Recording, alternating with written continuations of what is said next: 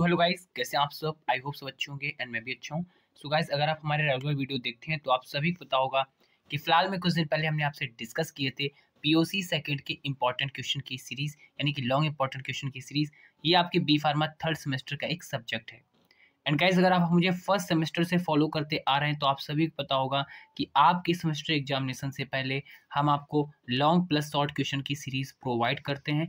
और ये जो सीरीज रहती है काफ़ी इंपॉर्टेंट होती है आपके सेमेस्टर एग्जामिनेशन में अच्छे मार्क्स लाने के लिए और साथ ही साथ पासिंग मार्क्स लाने के लिए भी। ओके, बिकॉज क्या होता है इसमें जो 90% क्वेश्चन होते हैं ये हम अपने प्रीवियस ईयर क्वेश्चन पेपर से लेते हैं और 10% जो इसमें हम क्वेश्चन रखते हैं वो हमारी टीम के द्वारा आपके लिए डिजाइन किए जाते हैं, जिसमें कि हम सबसे पहले पीसीआई के सिलेबस पीसीआई के सिलेबस को एनालाइज करते हैं और साथ ही साथ जो इंपॉर्टेंट आपके टॉपिक रहते हैं उनसे हम ये क्वेश्चंस डिजाइन करते हैं। तो ये काफ़ी इंपॉर्टेंट होता है और मैं क्लेम करता हूँ आपसे कि अगर आप इसको पढ़ के जाते हैं तो आपके 75 से 85% मार्क्स कहीं नहीं जाएंगे, इससे आपके ज़्यादा ही आएंगे, लेकिन हम लोग इतना क्लेम करते हैं। अगर आप इसको अच्छे से फॉलो करेंगे और भी अच्छे मार्क्स बनेंगे। ठीक है, अभी हम लोग इसके सॉल्यूशन कर रहे थे चूंकि हमने क्वेश्चन डिस्कस कर लिए थे और हमने अपनी सेकेंड यूनिट का फर्स्ट क्वेश्चन ये जो था इसको पार्ट 2 में डिवाइड किया था और इसको ही डिस्कस कर रहे थे। क्वेश्चन क्या था?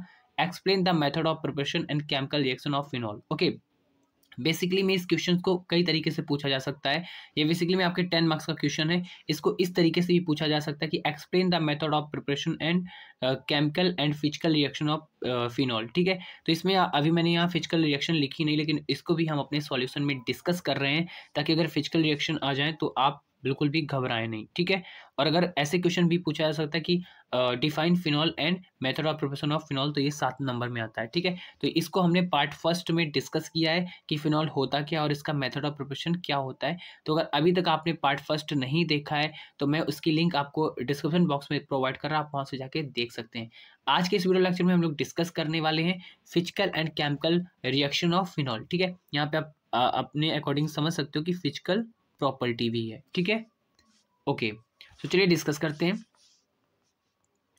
सो मैं आपको दिखा सकता हूँ कि ये देखो, ये नोट्स थे, यानी कि मैंने फर्स्ट पार्ट में आपसे फिनॉल डिस्कस किया कि क्या होता है एंड इसके बाद हमने इसकी मेथड ऑफ प्रिपरेशन भी सारी चीज़ें पढ़ रखी हैं। आज के इस वीडियो लेक्चर में हम लोग पढ़ने वाले इसकी physical properties. Okay, physical properties of phenol. Okay, so अगर बात करते हैं कि जो आपका फिनॉल होता है ये आपका कलरलेस और क्रिस्टलाइन सॉलिड रहता है। ठीक है, अगर बात करते हैं कि सर इसकी बॉइलिंग पॉइंट, देखिए सबसे पहले तो समझते हैं कि फिजिकल प्रॉपर्टीज होती क्या है। फिजिकल प्रॉपर्टीज वो प्रॉपर्टीज होती हैं जो कि फिजिकली चीज़ों को आप देख के या कि यानी टच करके किसी तरीके से भी उन चीज़ों को आप बता सकते हो। ठीक है, यानी जिसका जो अपीयरेंस है, ठीक है, मीन्स किसी चीज़ को आप कोई भी लाइक टेस्टिंग अलग तरीके से कर रहे हो। ठीक है, यानी एक ये है कि आपने जो टेस्टिंग कर लिया है उसके अकॉर्डिंग आप किसी को जज कर रहे हो। ओके, ये चीज़ तो इसमें जो आपका अगर बात करते हैं कलर के अकॉर्डिंग, तो कलर लेस होता है। ठीक है, क्रिस्टलाइन होता है। अगर बॉइलिंग पॉइंट की बात करें कि ये कितने में मतलब किस पॉइंट पे ये बॉयल कर जाता है, तो आपका कितना है 182 degree Celsius. Okay, means 182 degree Celsius पे ये क्या कर जाता है, बॉयल कर जाता है। ठीक है, बॉइलिंग इसमें होने लगती है। एंड मेल्टिंग पॉइंट की अगर बात करते हैं तो 41 डिग्री सेल्सियस होता है। मॉलिक्यूलर वेट जो इसका होता है 94.11 ग्राम पर मोल होता है। अगर बात करते हैं कि इसकी सर सॉल्युबिलिटी किसमें अच्छी होती है, तो ये आपका वाटर में अच्छा खासा सॉल्युबल होता है। ठीक है, इसका यूज अगर बात करें तो ये आपका डिसइंफेक्टेंट की तरह यूज होता है। ठीक है, इंसेक्टिसाइड पैरासाइड मीन्स ये एक तरीके से इस तरीके का काम करता है, क्लीनिंग पर्पज से भी यूज किया जाता है। ठीक है, अभी बात कर लेते हैं कि सर इसकी केमिकल रिएक्शन की अगर हम बात करते हैं तो केमिकल रिएक्शन इसकी कई सारी होती हैं। इन सबसे पहले हम बात करते हैं इलेक्ट्रोफिलिक सब्स्टिट्यूशन रिएक्शन की। ठीक है, इसमें आपकी 4 से 5 लाइक रिएक्शंस आती हैं। इसमें हमने 4 आपसे डिस्कस करी हैं। इसको आप सेपरेट भी इस तरीके से मैंने इसका रिप्रेजेंटेशन दिया है ताकि इस तरीके से आपको अच्छे मार्क्स मिलेंगे और कम भी आपको लिखना पड़ेगा इस तरीके से। ठीक है, तो ऐसे आप भी रिप्रेजेंटेशन दे सकते हैं। अगर आपको लगता नहीं सर मैं एक एक करके लिखना चाहता हूँ तो आप यहाँ पे लाइक ये जो फिनॉल का स्ट्रक्चर है इस तरीके से आप बनाइए, फिर इसकी ऐसे रिएक्शन कराइए, इस तरीके से भी आप लिख सकते हैं, नंबर 1 डाल के नंबर 2 इस तरीके। लेकिन मैंने इस ऐसे रिप्रेजेंटेशन दिया, आप ऐसे देंगे तो बहुत अच्छा रहेगा।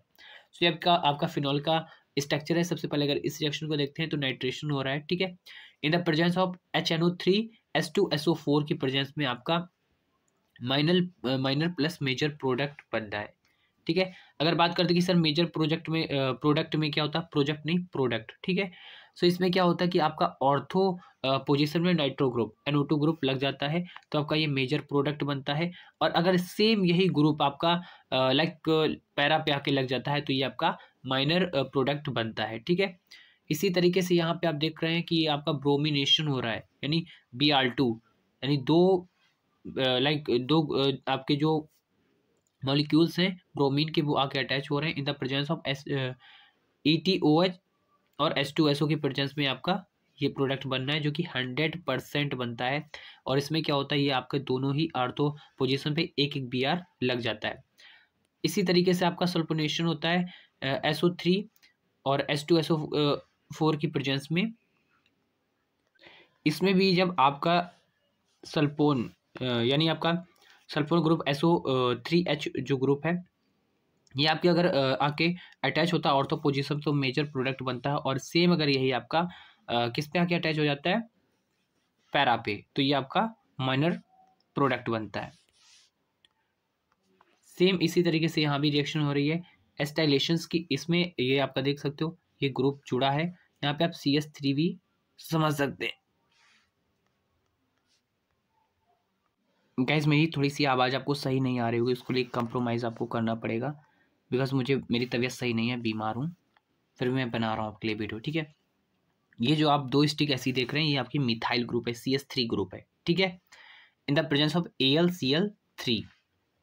इसमें भी सेम अगर यहाँ पे अटैच हो रहा है तो आपका ये माइनर, और इस जगह पे इसमें अटैच हो रहा है तो मेजर बनता है। इसमें एक ये देख सकते हैं कि चेंजमेंट है कि इसमें क्या है कि अगर इसमें आपका लाइक ऑर्थो पोजीशन पे ग्रुप जुड़ रहा है तो ये आपका क्या बनना है, माइनर, ठीक है, ऑर्थो पोजीशन पे माइनर बनना है। और अगर ये आपका पैरा पे जुड़ रहा है तो यहाँ पे मेजर बनना है, लेकिन यहाँ सारी जगह पे ऐसा नहीं हो रहा था, अपोजिट हो रहा था, ठीक है। नेक्स्ट अगर रिएक्शन की बात करते हैं तो आपकी रिएक्शन अमोनिया के साथ हो रही है, रिएक्शन विथ अमोनिया, यानी phenol on reaction with ammonia give aniline in presence of zinc chloride at 300 degree Celsius. Okay, means आपका फिनॉल है, ये देख सकते हैं, इसकी जब आपकी रिएक्शन कराते हैं अमोनिया के साथ NH3 के साथ इन the presence of zinc chloride, okay, ZnCl2, और आपका टेम्परेचर क्या है 300 डिग्री सेल्सियस, तो ये आपका एनिलीन बनाता है और H2O वाटर यानी कि रिलीज कर देता है, ठीक है, वाटर को क्या कर रहा है, रिलीज कर रहा है। इस तरीके से आपका एनिलीन बन रहा है। एनिलीन में क्या होता है, NH2 ग्रुप जुड़ जाता है।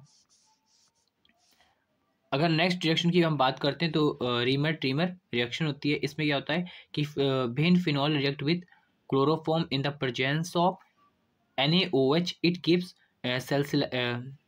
सल्फोल्डिहाइड, ठीक है, सल्फोल्डिहाइड ये आपका बनना है, यानी कि आपका ये फिनॉल है इन the presence of chloroform react with CHCl3 यानी कि chloroform in the presence of NaOH, ठीक है।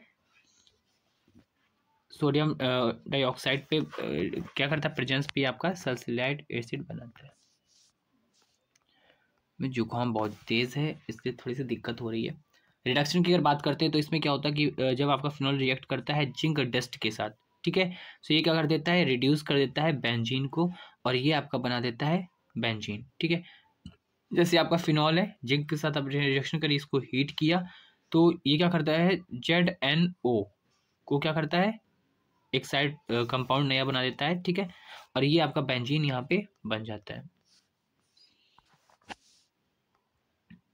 अभी हम बात करते हैं कोप्स रिएक्शन की। तो इसमें क्या हो रहा है, phenol react with sodium hydroxide NaOH, okay, and from the sodium phenoxide with further reaction with the CO2 and gives salicylic acid, okay, this reaction called Coles reaction।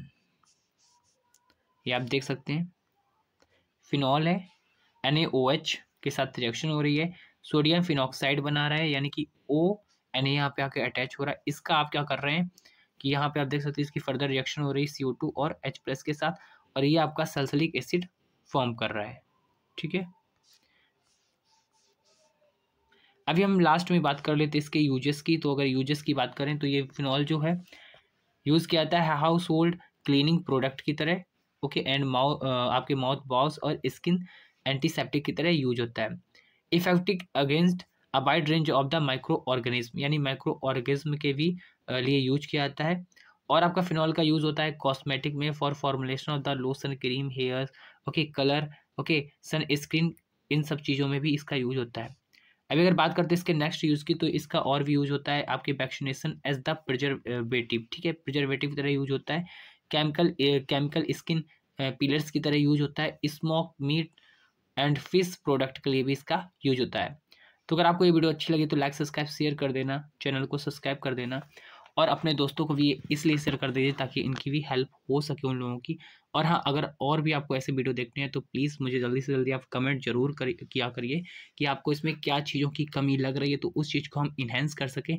तो अपनी राय मुझे ज़रूर बताइए, क्योंकि हर इंसान कुछ ना कुछ गलती कर सकता है। तो ऐसा अगर हो सकता है कि मेरे से भी